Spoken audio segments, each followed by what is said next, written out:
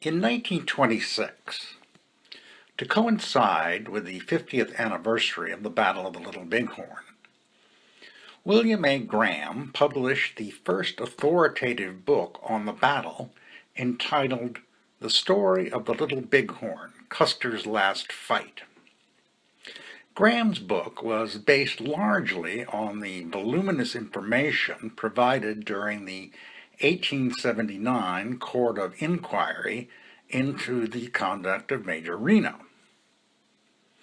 Of the number, intention, and armaments of the Indians, Graham writes, "The 7th Cavalry was sent by General Terry to round up a band of recalcitrant, variously estimated at between 800 and 1,500 fighting men. They found almost 3 times the number at the highest estimate. They rode to locate and to drive or capture a band which, judged by all past experiences, would scatter and run at their approach. They found instead a force of stern warriors who fought with determination and tenacity equal to their own. They thought to find a band equipped with ancient muskets and discarded rifles, with primitive spear and bow and arrow. Instead, they found a foe far better armed than they themselves, possessing Winchester rifles of the latest pattern and stores of ammunition that seemed inexhaustible." Graham writes, "When Reno rode into the attack with his pitiful force of 112 men, his was the only part of the regiment on the western or village side of the river. Benteen's battalion was at this time miles away to the left and rear, its whereabouts unknown, and had no orders to cooperate with Reno or with Custer. Reno, when he crossed the river, believed, and had reason to believe, that he was expected to bring only an advance guard action, and that Custer, with his larger and stronger force, would deliver the main attack, supporting his charge from the rear. But instead of supporting, Custer changed direction and rode 5 miles down the river without notifying Reno of his change of purpose."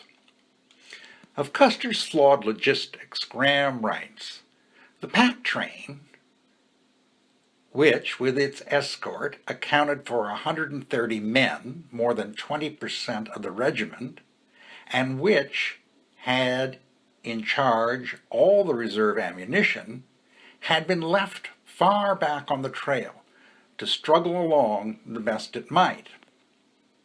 The men of the other 3 battalions carried only 100 rounds apiece of carbine ammunition and 4 loadings, or 24 rounds, for their pistols.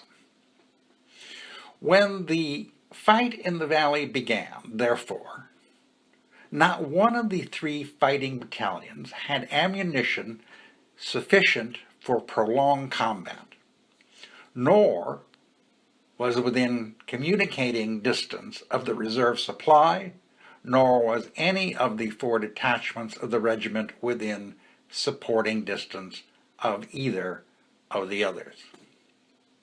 One of the interesting aspects of Graham's book is that it effectively provides a timeline of the events of June the 25th, 1876.